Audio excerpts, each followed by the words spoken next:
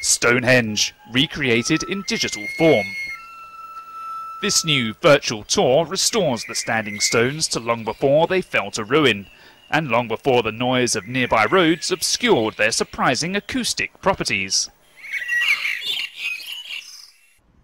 Music technologist Dr. Rupert Till used archaeological plans to rebuild Stonehenge digitally, with all the stones at their zenith.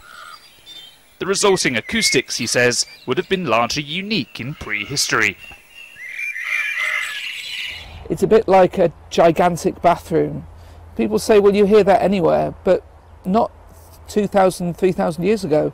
There weren't any large stone buildings. So this would have been one of the few human-made places where you'd have heard these kind of acoustic effects. Custodians English Heritage gave Till permission to experiment amongst the stones. For the app, he composed a soundtrack of so-called Neolithic music using prehistoric instruments such as a drum and cow horn, as well as a soundscape of birds and the wind moving through the stones. The free app lets users wander amongst the stones and hear the sounds change. Our app shows different phases of that development, so you can see what it looked like 5,000 or 4,000 years ago through that kind of 1,000 years of development. Archaeologists believe Stonehenge was a prehistoric temple aligned to the sun's movements.